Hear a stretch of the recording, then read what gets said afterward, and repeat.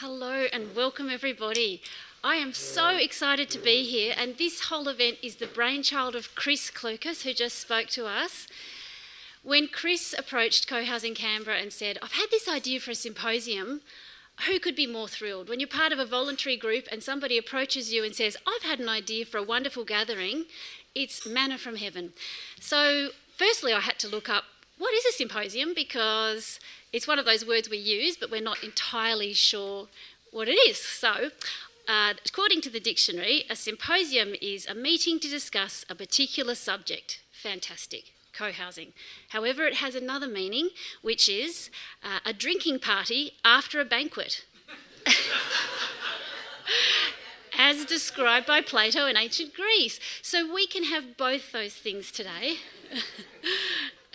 And I think that's a really nice confluence of those two meanings, because being here in Canberra, what we have in our group, and I would include myself amongst these people, is well, I'm a bit straighter than Cris. I sort of like to write a good bit of policy, have a bit of experience in the public service. So our group is rich in public servants. And what Cris has really brought along is a sort of extra dimension in creativity, which really speaks to what we need in co-housing, is that a mixture of skills.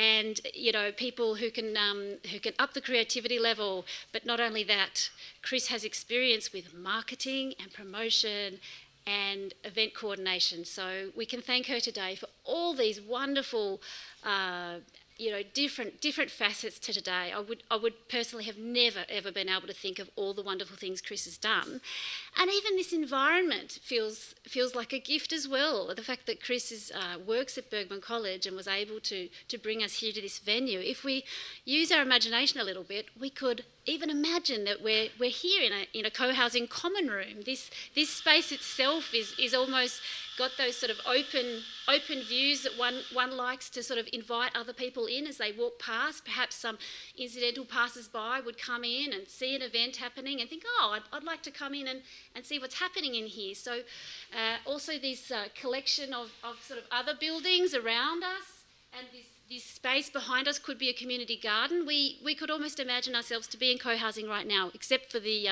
I'm told students do come home at 2 a.m. and make a little bit of noise. That's something that might not be so desirable in co-housing. Very, very rarely though, very rarely. And so I'll speak a little bit about our program. Our program today, it was really a menu of co-housing experts. I was thrilled and amazed when I said to Cris, "This is my dream list. Can you please approach people?" And she did, and every single person on the list was able to speak. So what we have today is a historical perspective from one of our oldest co-housing communities. We have a very a sort of national perspective from Cohousing Australia. We have local perspectives, so we have local planning experts, and we also have an international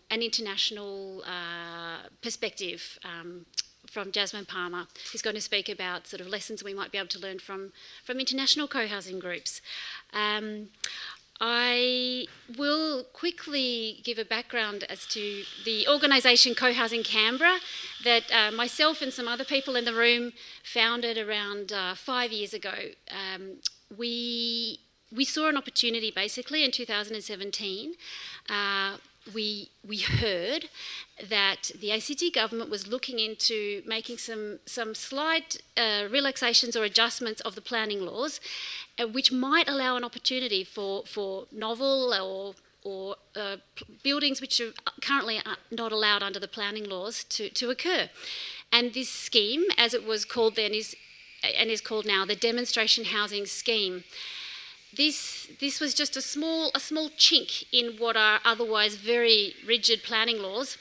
And so around 5 of us formed a group on Facebook, and that Facebook group is now 667 people. So we do have interest, we do have an appetite for people to learn more about co-housing in the ACT.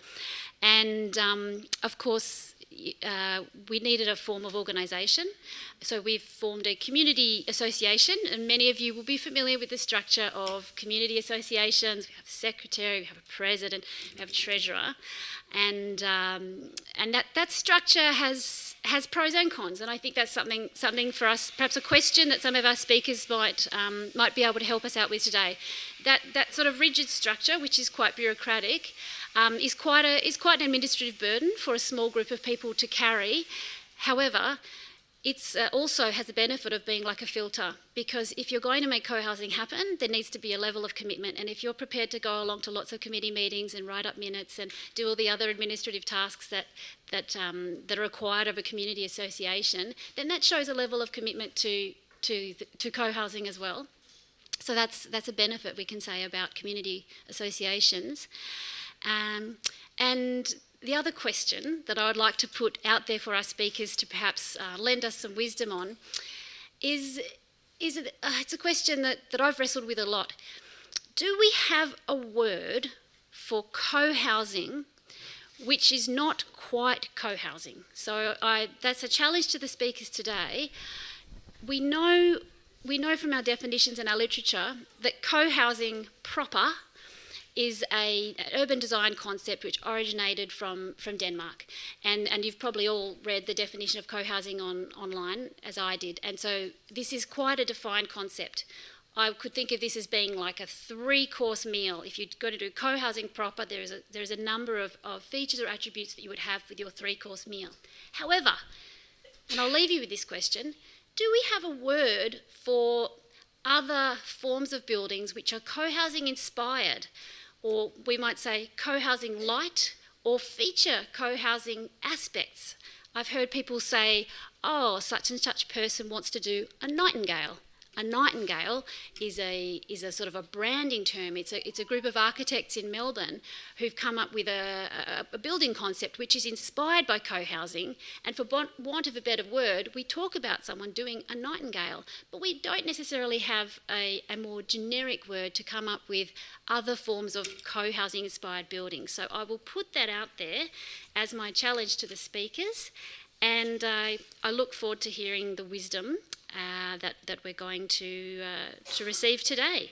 So without further ado, I beg your pardon, I want to give a quick shout out to a few people I know who've travelled quite far today, and also just to say that I apologise that we couldn't have every person who we wanted to have on the menu of speakers today. So I know we have some people here from Narara Eco Village near Gosford, somewhere out there. So if anybody would like to learn more about Narara, I hope those people can make themselves known and speak to those people. Likewise, people here from Stellulata, a small project here in Canberra, will also make themselves known during the day, and you can chat to them about their project. So yes, I just wanted to point out the small gap in the program that we certainly couldn't have time for everybody.